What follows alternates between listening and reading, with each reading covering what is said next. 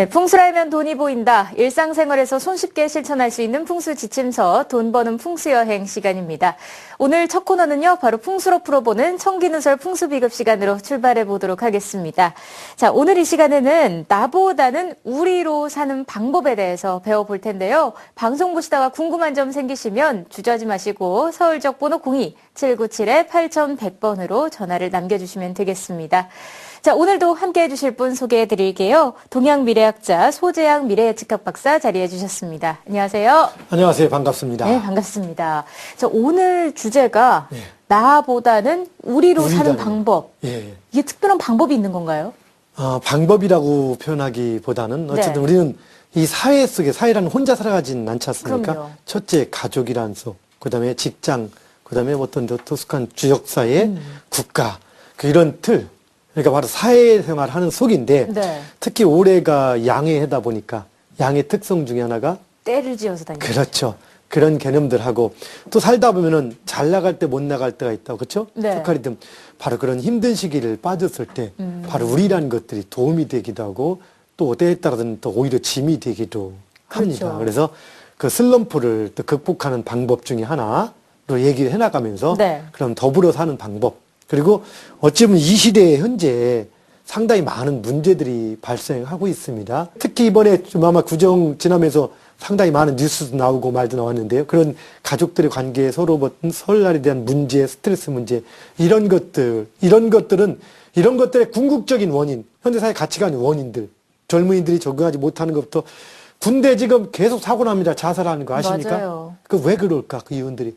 물론 거기엔 두 가지입니다. 하나는 바로 그 개인의 그 흐름, 석가리듬이라는 것들이 슬럼프에 빠졌을 때 문제 생기는 게 있고, 하나는 또 이런 이제까지 가치들, 자기가 가치들은 가치. 쉽게 말해서, 살아오면서 전체 가족끼리 어울려서 참는 그런 생활들을 많이 해오지 않았다는 얘기입니다. 그렇죠. 그런 상태 속에서 어떤 집단에 갔을 때, 거기서 견디지를 못하는 거죠. 이런저런 문제들이 있다 보니까 주제를 한번 그런 주제를 놓고서 한번 얘기를 꺼내가보자, 한번 풀어가보자라고 생각을 하는 겁니다. 한번 또 명절도 지났고 이제 부담 없는 내용을 가지고 한번 덕담 겸 얘기를 풀어나가려고 합니다. 네. 좋습니까? 본격적으로 시작해 주시죠. 예, 본격적으로 하도 뭐 저기 했지만 한번 봅시다. 다시 한번. 항상 지금의 테마, 이번까지는 이제 아무래도 그 연초의 분위기가 날 테니까 지난주는 우리가 이제 뭐 한복도 입고 얘기를 했었고, 그렇죠? 자, 한번 봅시다. 지금 올해가 무슨 해라고요? 을미년이죠. 을미년. 항상 얘기할 때. 그래서 일단 우리가 이건 기운, 천간의 기운 조그맣게 썼습니다. 기운은 잘 안 보이는 거고 이거는 지지 잘 보이는 거였습니다. 이게 우리가 그래서 이거 뭐라 했습니까? 양이라고도 표현했죠. 그리고 이거의 색깔이 무슨 색깔? 푸른 색깔. 오행목. 그러니까 양은 양인데 푸른 양. 그럼 여기 의미가 몇 가지가 있어요. 또 한번 봅시다. 양하면 보통 우리 양의 습성을 가지고 얘기를 합니다. 그래서 그럼 질문, 시청자 여러분 질문. 올해 태어나면은 양처럼 풀만 뜯어 먹을까? 그건 아닌 거예요. 그럼 올해 양처럼 매해야 울을까? 뿔났을까? 그렇지 않죠. 양의 습성이 주로 뭐가 있죠? 잘 뭉쳐 다닌다. 그 다음에 착하다. 온순하다. 그러면서 은근하게 고집이 있다. 그럼 진짜 올해 태어나면 온순하면서 고집이 있을까? 그거는 아닙니다. 얘가 띠동물 얘기를 방송에서 한 적이 있지, 알텐에서. 그래서 바로 띠동물 양의 의미는 그 어떤 동양의 어떤 시간, 1년 중에 그 한가롭게 가을, 여름에서 가을로 넘어가는 시간, 하루 중에 점심 먹고 쉬는 그 시간대, 이 시간대, 점심 먹고 배가 부른 상태에서 잠깐 쉴 때의 그런 개념이 양이라겠습니다. 그래서 이렇게 온순하고 평화로운 개념 속에서 양을 얘기했는데요. 어쨌든 그러다 보니까 올해는 무조건 양에 관계된 것으로 습성을 얘기하려고 합니다. 실제는 그렇게 나타나진 않습니다. 그러면서 또 한 가지는 이 목이라는 것은, 오행목이라는 것은 새로운 시작입니다. 시작. 그리고 뻗어나가는 개념. 사실은 뭐 부드러운 나무처럼 얘기하지만 어떻게 이렇게 합니다. 부드러운 새싹이 단단한 땅을 뚫고 나온다고 표현하는데 그거보다는 기운의 어떤 역동적인 기운을 또 의미하기도 합니다. 그래서 그런 순해 보이는 양이지만 역동적인 기상을 또 가지고 있다. 뭐 이렇게도 표현하는 것. 이것이 푸른 양의 개념입니다. 근데 어쨌든 오늘의 주제는 중요한 양은 사회성의 동물입니다. 양띠가 이 양띠에 태어난 사람이나 올해가 이 양이 된 의미가 있든 없든 중요한 것은 바로 양이 살아가는 습성, 사회. 그래서 양은 그런 얘기합니다. 울타리가, 자, 질문 퀴즈를 누가 냈더라고요. 울타리에 그 구멍이 나서 양 한 마리가 빠져나왔다. 다음날 아침에 그 울타리에 몇 마리 양이 남아 있을까? 답에는 그렇게 얘기합니다. 0, 제로. 왜? 양은 집단 행동하는 동물이기 때문에 우두머리 하나 빠져나가면 다 빠져나간다. 뭐 이렇게 얘기를 합니다. 여기서 우리가 뭉쳐 우두머리라는 것, 네. 중요한 겁니다. 그래서 사실은 지도자가 중요한 겁니다. 어떤 사람이 지도자를 하느냐에 따라서 국가부터 모든 단체는 중요하죠. 근데 바로 단체입니다. 그럼 우리가 무리가 있을 때 무리가 지어 있는 경우가 있고 무리가 각자 지어 있다.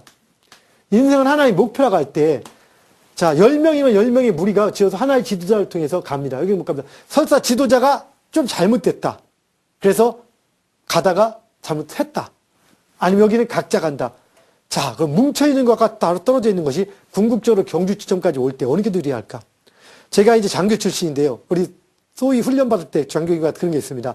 몇 명씩 팀을 줘가지고 독도법에서 그냥 나침반 하나 주고 산속에 던져놓고 찾아오라고 합니다. 네. 이때 만약에 그 팀이 승리하는 것은 전 팀원이 다 같이 들어오는 게 승리인 거예요. 보통 팀원이 단결이 잘 되면은, 지도자 단결이 잘 되고 우두머리 지도자가 똑똑하다면은 그건 최고예요. 근데 보통은 단결이 잘 안 된 경우는 안 됐다. 그럼 뿔뿔이라도 똑똑한 사람들이 많아요, 참으로. 그럼 뿔뿔이 흩어집니다, 자기들대로. 여기는 설사 지도자가 좀 똑똑하지 않더라도 잘 뭉친다. 그럼 잘못된 방향으로 갔다 치더라도 다시 헤쳐나올 수가 있습니다. 그렇죠. 그런데 서로 똑똑해가지고 서로 찢어진다면 이건 영원히 답이 안 나옵니다. 그래서 우리가 근데 사람은 결국에는 사회적인 동물입니다. 사회적인 동물이라는 것은 사회생활을 해나가는 거죠. 가장 가깝게는 그게 가족의 토대로입니다. 가족의 관계는 이제 부모 자식 간의 가족이 있고 그 다음에 부부 간의 관계가 있습니다. 요즘 이혼율이 너무 무지하게 큽니다. 네. 그리고 부모 자식 간에도 상당한 일이 가끔 벌어집니다. 뭐 천인 공노할 노릇이라고 하는가, 뭐 자식이 부모를 뭐 이런 일까지 벌어지고 부모 자식 간의 관계가 이제는 어느 순간부터는 뭐 부양과 의무 뭐 이런 식으로 바뀌어가는 과정도 있어졌습니다. 이게 항상 그랬을까? 그렇지 않은데 어떤 것들이 강조되면 그렇을까? 현실은 틀이 있고 현실이 있습니다. 현실 속의 틈.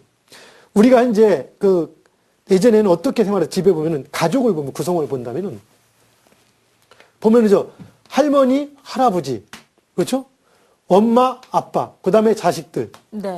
보통은 이렇게 해서 대가족이 생활하는 게 우리 전통 가족입니다. 그렇죠. 혹은 뭐 삼촌, 누구까지 하다 보면 보통 뭐 10여 명 정도는 주고, 그 다음에 약하더라도 한 5명, 7명 정도까지 보통 삽니다. 7, 8명, 10여 명. 이렇게 가족이 사는 것이 우리 전통적인 가치가 아니었습니다. 물론 이것이 모든 게 좋은 건 아니지만, 그러면서 우리는 예전에 가정교육이라는 얘기를 했습니다. 가정교육. 요즘 할 얘기는 아니지만 우리 RTN 부동산 TV 시청자 여러분들은 아마도 연세가 좀 있는 편이죠. 네네. 주통 보면 이렇게 길거리 가다 보면 젊은이들, 요즘 우리 옛날 시대라고까지 안 해도 불과 10년 전, 20년만 해도 이렇게 사람들을 사귀는 것을 이렇게 길거리에서는 좀 조심했는데 요즘은 때도 시도 없이 그냥 뛰고 다니는 것 정도가 아니라 뽀뽀하고 쭉쭉 남들이 있든 없든 이런 것들은 당연한 것처럼 받아들여요. 요즘은. 네. 전철이고 어디고 간에. 이것이 참 세상에 저런 젊은이들이라고 얘기하는데 과연 이런 것들, 그리고 뭐 요즘 아직까지 우리나라는 경로석이라는 제도가 유지가 되고 있지만 그런 것들의 문화가 자꾸 이렇게 하고 있습니다. 물론 여기에는 이제 어른들의 문제도 있고 애들의 문제도 있겠지만, 그래서 가정교육하는데 여쨌든 좁시다. 이렇게 모든 문화나 사회가 바뀌어가는 것이 우리가 보이지 않게 이루어졌던 가정교육이나 이런 틀이 없어져서 그렇다라고 얘기할 수가 있습니다. 가정교육이라고 옛날에 얘기했는데 특별히 그렇다고 해서 옛날 이런 대가족에서 누가 가정교육을 한 건 아니에요. 물론 한때 이제 여기서 조부모들이 교육을 시킨 경우도 있긴 하지만 안 해도 어른들이 같이 있다 보면은 자연스럽게 자, 엄마 아빠들이 중심이 되면서 항상 모든 생활 속에서 어른들을 모십니다. 그리고 어려워하고 조심합니다. 이걸 바라보는 자손들에든 태어나면서부터 그렇게 그런 모습을 바라보고 자라납니다.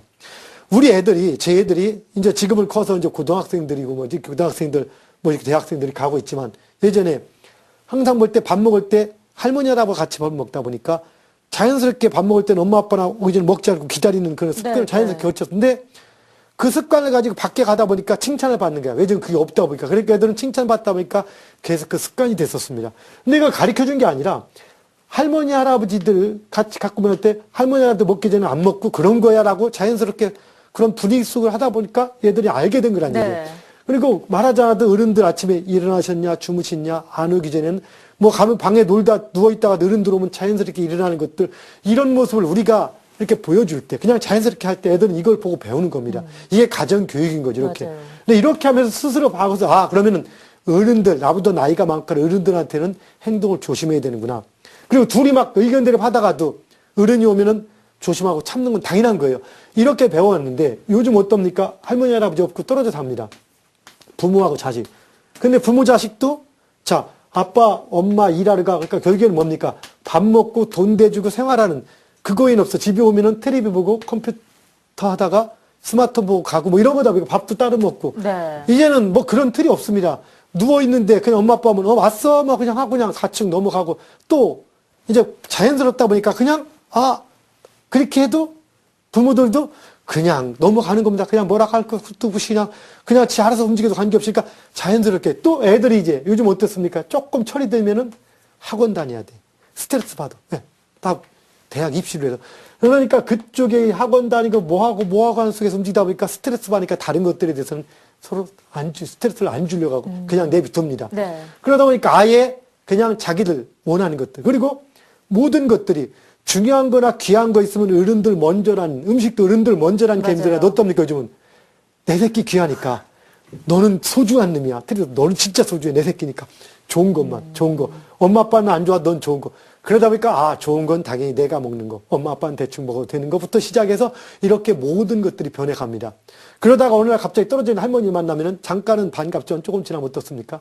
생활도 닮고, 뭐 냄새도 난다, 뭐 한다 해서 이미 이게 안 맞다 보니까 이제는 꺼리고 불편한 단계가, 존재가 들어가는 거죠. 그래서 사람들을 갈수록 갖게 됩니다. 이렇게 이러다 보니까 애들은 뭡니까? 자, 누군가가 귀한 자식이다 보니까 통제를 하지 않아요.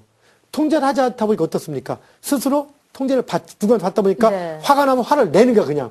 예전에 습관적으로 화를 참거나 어떤 것들을 조심하고, 이거는 당연한 거야. 내가 불이익을 받아도 가족이나 틀을 위해서는 받을 수가 있는 거야.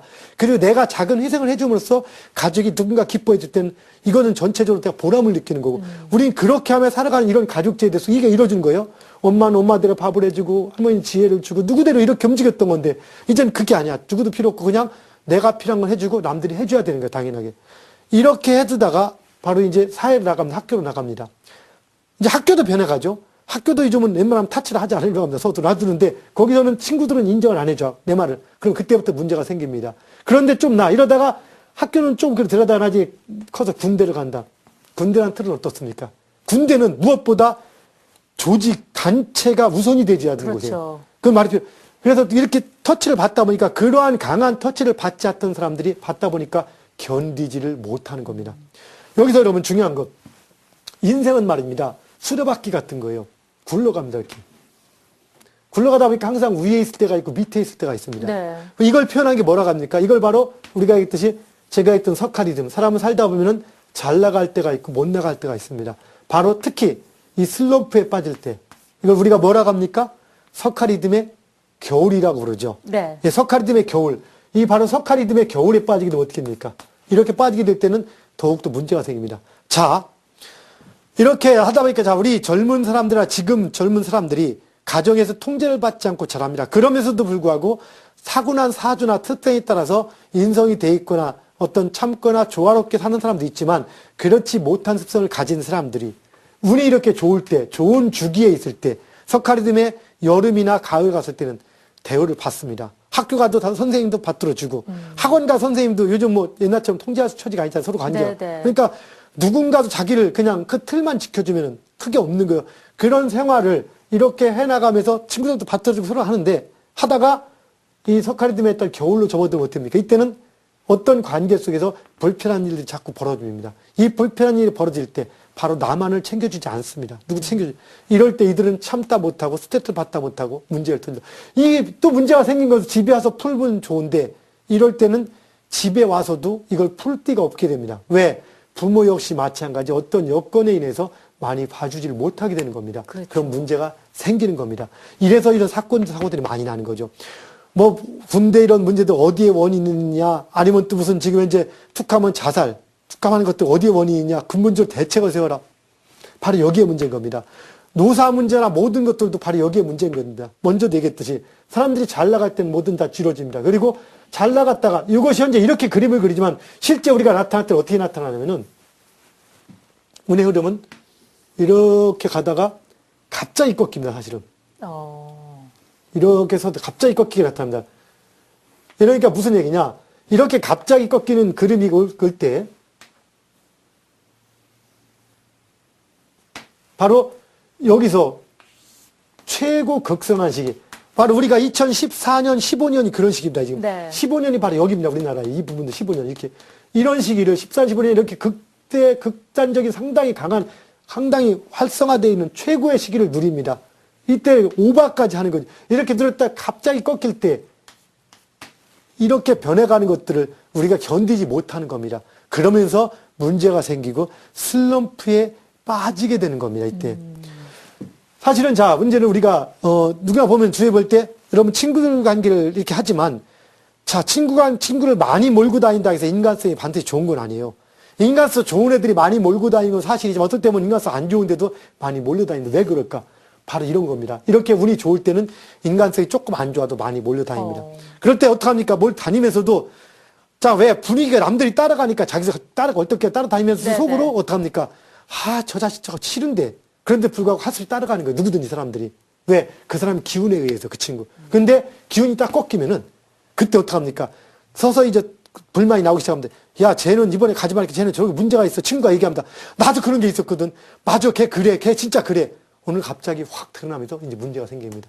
이러면서 문제가 생겨요. 그럼 이것들을 우리가 어떻게 궁극적으로 해결해야 되냐? 이거는 이때 해결할 수 있는 게 아니고 이 문제가 터진 데 가서 사람들 돈 줘서 끌고 되는 게 아닌 겁니다. 뭡니까?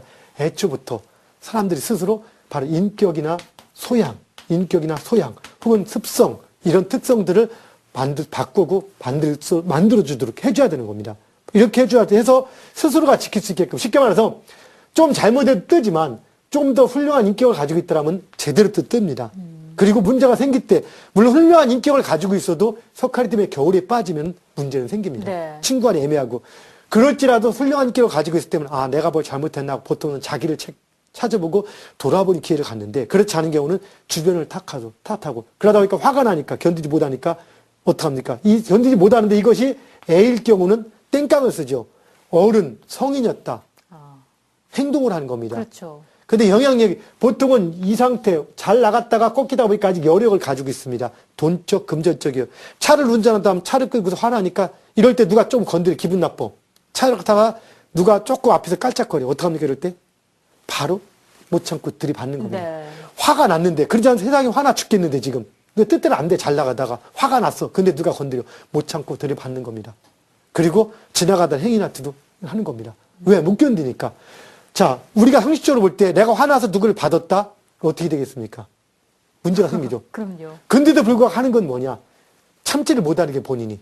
이걸 우리는 그냥 분노 조절 장애라고 하는데 이 분노 조절 장애는 아처럼 지난번에도 한번 화내지 맙시다는 프로젝트 얘기를 했었지만 바로 그겁니다. 분노 조절 장애는 애초에 서로 참는 방법, 서로 더불어 사는 방법들을 정확히 알려주지 않고 그런 습성들이 몸에 배지 않은 상태에서 나오는 문제란 얘기죠. 그래서 여러분들, 시청자 여러분들에게 지금 말씀드립니다. 더불어 사는 방법. 더불어 산다는 표현 자체는 뭐하지만 사람들은 누구나 자신 이로운 것들을, 옳고 그르고 이로운 것들을 위주로 움직입니다. 자기한테 이로운 것들. 네. 근데 그 얘기를 제가 항상 조언할 때마다 그 얘기를 합니다. 진정한 이기주의자 되는 것은 작은 거 하나를 얻는 게 아닙니다. 옛날에 제가 이제 군 생활할 때 장교 출신이다 보니까 사병들에게 교육을 많이 시켰었습니다. 네네. 그때 이제 그런 얘기를 했던 것들이 가장 기억이 납니다. 야, 진정한 이기주의자, 똑똑한 사람이더라. 내가 이 군생활 할 때 보면 저기 담배가 한 2가치가 이렇게 남아있어. 군대는 담배를 참 많이, 그때는, 지금은 저 담배도 많이 끊는 분위기였지만, 한참 일하다가, 막 훈련 받다가 담배 한 가치가 정말 좋은 거예요. 그렇죠? 근데 이 담배 한 가치를, 자, 만약에 한참 훈련 쉬다가 담배 한 가치 딱 있는데 친구가, 동료가 달라고 그래. 이걸 줄 것인가 말 것인가. 그걸 주고 나면 나는 다음에 또 못 펴. 그렇죠? 나 안 주는 게 지금은 좋은 거야. 그래서 안 주는 방법. 그래서 하나는 줍니다. 네. 안타깝잖아. 그래, 조금 못 피면 줍니다. 그랬을 때 지금 당장은 손해를 어떤 게 유리한 건데 안 주는 게 좋은 거야. 그렇죠. 수퉁에 물 안 주는 게 중요한 거야. 근데 한 가지 줬을 때 이 친구는 다음에 한 값을 받을 수도 있게 되겠죠. 네. 예, 제가 그런 얘기를 또 합니다. 내가 중대장 하면서 그런 얘기를 했어요. 중대장 하면서. 너희들 방명하다 할 때. 자, 나라는 존재가 있다.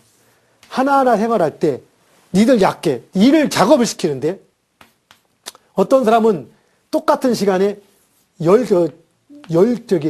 자루, 쌀 10포대를 날라. 근데 어떤 사람은 7포대 살짝 깨버리고 7포대 날려고 좋아하는 사람이 있다.